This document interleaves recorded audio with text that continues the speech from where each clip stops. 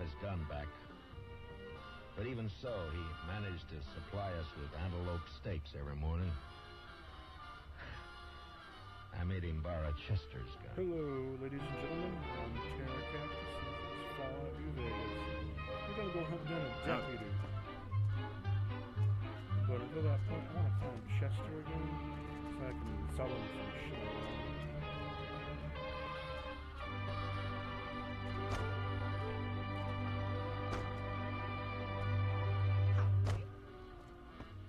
Gunsmoke transfer.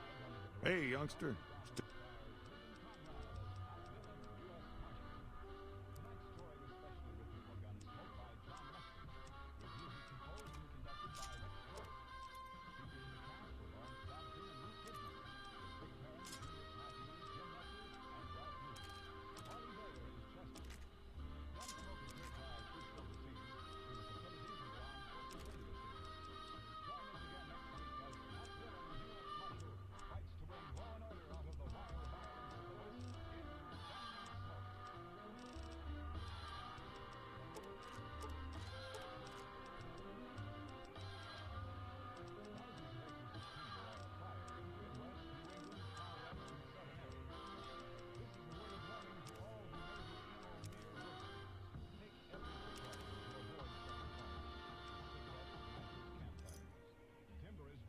Give me a shout if you need anything else.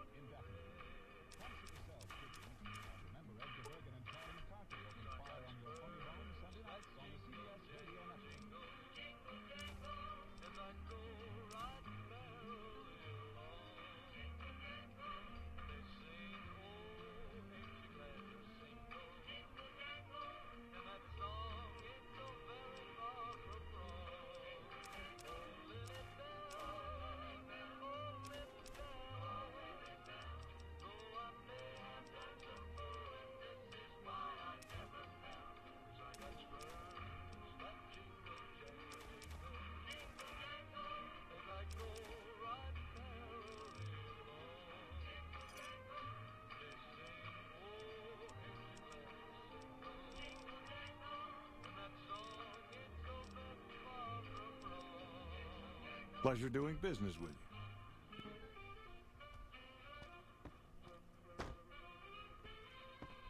Hey there. Howdy. Well, I'll... The saga of the Roaring West.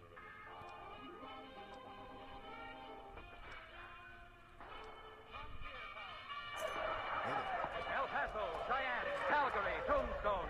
So what we gotta do, actually skip past a little bit. Accidentally, we gotta go into that little casino over there, rescue the deputy, and also rescue... Here is the adventurous story of the early West.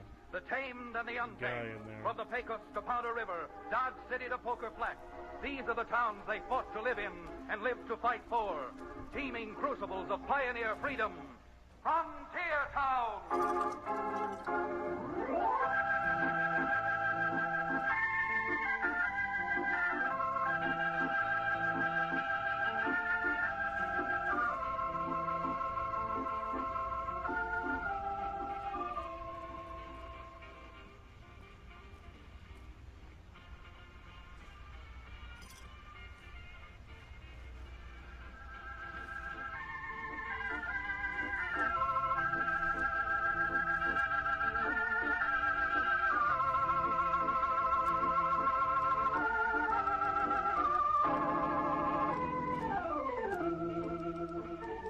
Howdy. I'm Chad Remington, frontier lawyer. Now, a cowtown lawyer doesn't get too many cases, and those he does get usually pay slowly, if at all. And that's one reason why I have my so-called offices up over the Dos Rios livery stables, which are owned by an ex-medicine man, Cherokee O'Bannon. Well, what I'm getting at is this. After the run of broken down and non-paying clients I've had, it was a real pleasure when Dave Buckley and his mother from over in the Painted Horse country came to see me, along with Lieutenant Colonel Harvey, supply officer for all the United States troops in our territory. Even Cherokee was impressed. Colonel, do you mind if I ask you a question? Very personal question? No, not at all, O'Bannon. What is it? Is all that braid on your sleeves genuine gold? Oh, no, I'm afraid not. Even if it were, Cherokee, you couldn't snip enough off it to buy a bottle of Kentucky's best. How disappointing. How very disappointing. And now, what do you say if we get down to business, I gather you have a contract you want me to look over. Is that right, Dave? Hey. Well, yeah, Chad, though maybe Mark could tell you more about it. Now, why in tarnation thunder should I do it? Spent the last 20-odd years bringing you up to learn something. From what I can see, you've done a pretty good job, Ma. In fact, that's what anyone would expect out here from a member of Ma Buckley's family. Yes, indeed. Yes, indeed. When I first met Ma and Dave here wasn't more knee-high to a grasshopper. She was selling a gallon jug of something she made herself for 6 bits. 5 cents back when you returned the empty bottle. Yeah, and I'm not ashamed of it. With 4 children to raise, a woman's got to do anything. Well, you certainly have done well, Mrs. Buckley, or else he wouldn't be here now. Not meaning to seem inquisitive, but would someone be good enough to tell me just what the nature of this contract is you want me to look over? Well, the long and short of it's just this, Chad. We're entering into a contract with the Army to supply them with beef. And the contract runs 3 years. Well, I'd say that's a great deal, providing the price is all right. Well, the price is more than fair, Remington. Yeah, Chad, we got no complaint at all on the price. Now, the only catch in the whole blasted contract is the money we lose if we don't deliver the cattle. Oh, that's normal, Ma. The government usually puts some forfeiture clause in any contract to cover non-delivery. Is there a schedule in the contract? How many head are you supposed to deliver and at what times? They're supposed to deliver 1,000 head at once, and then 50 head every 2 weeks for the remainder of the 3 years. This is big business. Where are you hoping to get all that cattle, Ma? Oh, that's Dave's job. Starting him out in business for himself here with the first 1,000 head. We'll get that cattle, Chad. I got that pretty well arranged now. With Ma's help, of course. All right. I guess you better let me have the contract. Yes, here you are, Remington. It's in duplicate. Well, Chad, pursuing that legal document, Ma, tell me one thing. You still got that recipe for that wild panther juice you used to make? Oh, you old reprobate, you. I'll tell you what I'll do with you, Ben. What's that, Ma? I'll trade you my recipe for drinking liquor if you give me your recipe for that rattlesnake oil you used to peddle. Ma'am, you're asking the impossible. I got that recipe from an old Indian. On my sacred pledge never to reveal it. An old Indian? What old Indian? Why, sitting bull, of course. Because that formula is 95% bull, and if you have the misfortune to drink any of it, you'll spend the next week sitting down. That's just what I thought. You old fake. What about that contract, Chad? Is it all right? Yeah, it certainly seems. I don't suppose you came here to rescue me. I'd cross my fingers. Fail to meet any of these delivery dates. Not only does the contract expire, My good lady, I believe I may have some information that would prove useful. If you would just untie my hands, I'd be more than happy to share that information I have with you. If we can't raise it, then that'll be something for Uncle Oh, that's Sam just to worry marvelous. about. Oh, that's so gracious.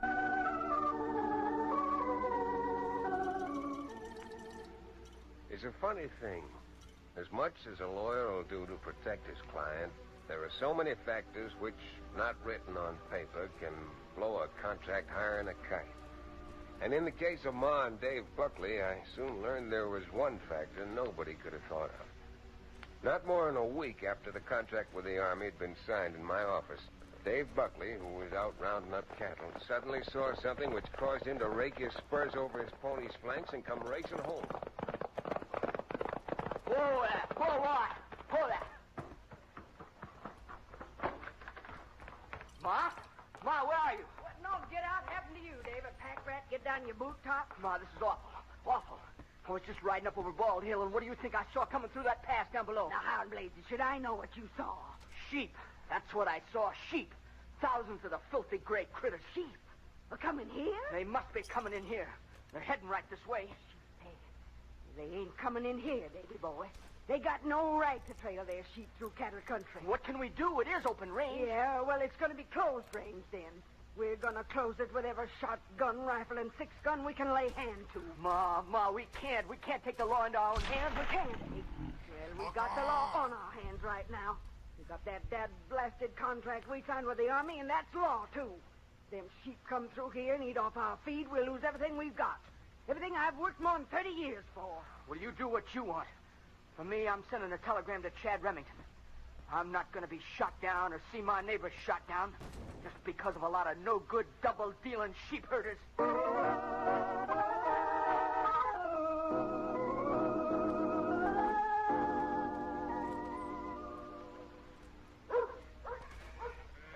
Hey, Harold. Harold, come here. Hey, boss. You call me? Doggone right I called you. Now, look, Harold, I'm taking my horse and riding up over that hill. I want to have a look at Painted Horse Valley that's on the other side of it. But, Senor Brawling, I have seen Painted Horse Valley many times. I tell you, there is much grass there.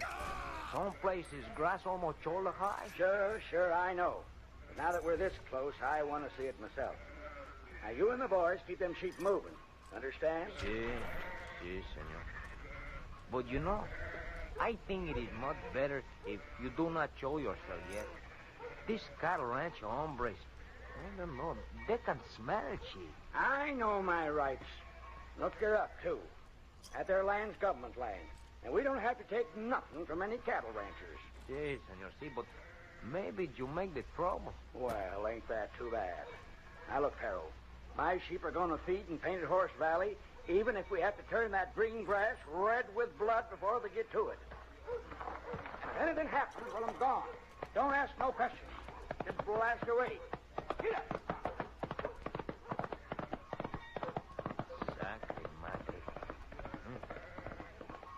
Maybe this grass do turn red with blood.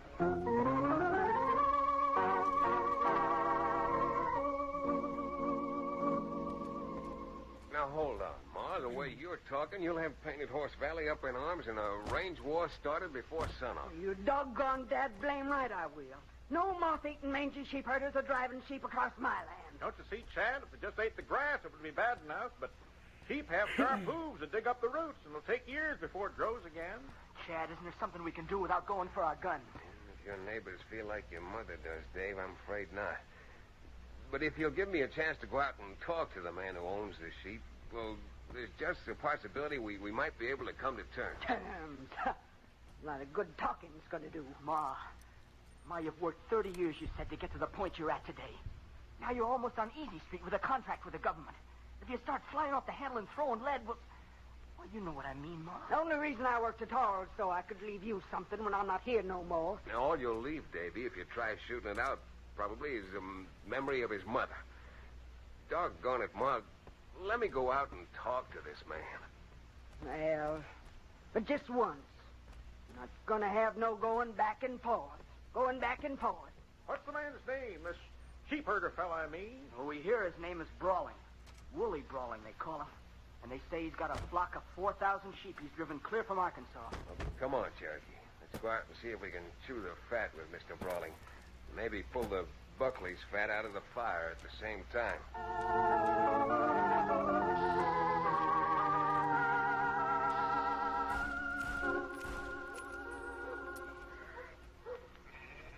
When I want your advice about my sheep, Remington, I'll ask you first. I've been trailing sheep since long before the time you was just wet behind the ears. You don't say. Well, if you try driving these sheep you've got here into Painted Horse Valley, you won't do much more driving, believe you me. I guess I know my rights. Know and be hanged. Find a lot of good your rights are going to do you when the cattlemen start blasting their guns in your faces. You wouldn't be trying to threaten me now, would you? I don't have to threaten. You got a brain in your head, you'll know I'm right. If I got a brain in my head, huh? Why, you long-legged lout... That's it, Chad. Now, what's he want from me? Hey there. If you want any more, Brawling, howdy. Just get back up on your feet. Now, wait a minute. I'm not looking for no more trouble. You should have thought of that before you threw that sneak. From the look on your face, I'd say you got something for me. Am I right? Great job, partner. These prints give me a good idea how much more stuff we need.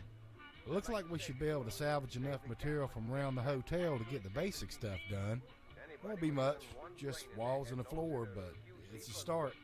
Some of the town folks are itching to get to work, but they won't hit a lick until we get some law in this town. The sooner we get a new sheriff, the sooner we can get to cracking. Think you can help?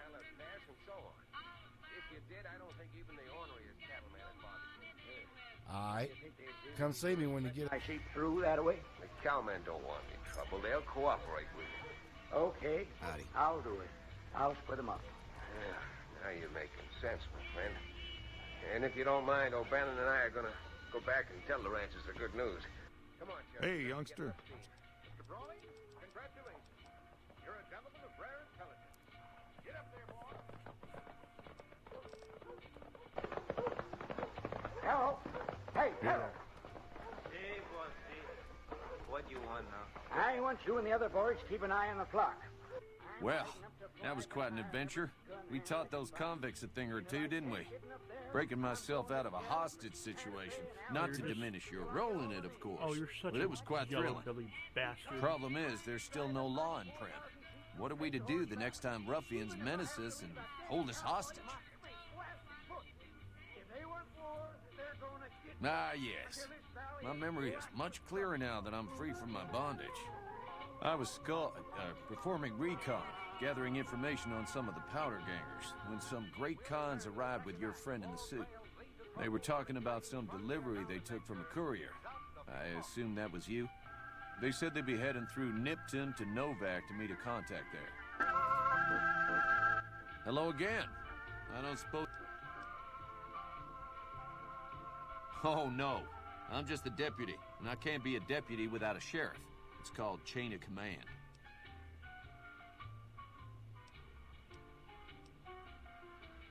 You up? Hey there. Howdy.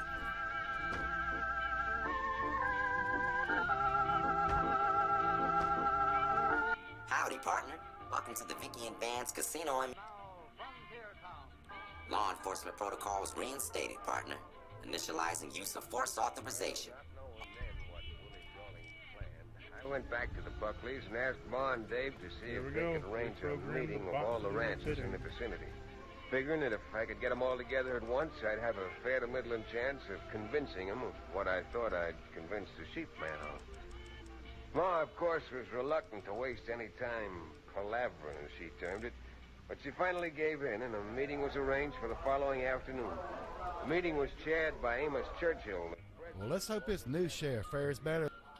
And God help us if he's anything like that retard Beagle. That man couldn't find his own ass sitting on a toilet seat. Hey, thanks for helping out the town. We got a lot riding on this. And let's hope that things stays peaceful around here for a while. We's got work to do. Well, now that we got a new sheriff, the workers can finish the demo and start getting the inside fixed up. Glad these town folk need something to do, because with all the help we got, it shouldn't take too long. But the next thing we need to do is get all the lights installed and back on. I think we can scrounge up plenty of the basic lights from around the hotel, but I just don't think anything we can dig up will work for the casino. For that, we just need something a lot nicer. I've been going through some of Grandma's journals and I found something interesting. Looks like old Buck Brunson had some lights ordered from some feller up in Vegas, but I ain't never heard of him. If we can find him and turn in this here order, they should be ready to ship if I read this right. Old Buck's niece, Anna, might know who this feller is, so you need to hightail it up to her and see what she knows. You'll need this password to get inside. Just tell Anna I sent you and she'll trust you. We go way back. Hey, one last thing. Be sure and bring me a receipt. Don't know if we can trust this fella or not. Somehow or other, this has got to be stopped before you all commit suicide. Come on, Cherokee, let's get out of here. Yeah, Amos? It was you who brought Remington up here. Now, by golly, it's you who's going to have to get rid of him. Now, no one's going to interfere with us. Let them sheep trail over on our land. Since you and Dave brought Remington up here, the two of you better get your heads together quick. Get rid of him. Well, I don't know about that, Amos. Well, you darn well better know about that, Ma Buckley, or we'll run you and your son out of this valley right along with them sheep. All right, boys, that's all. This meeting stands adjourned.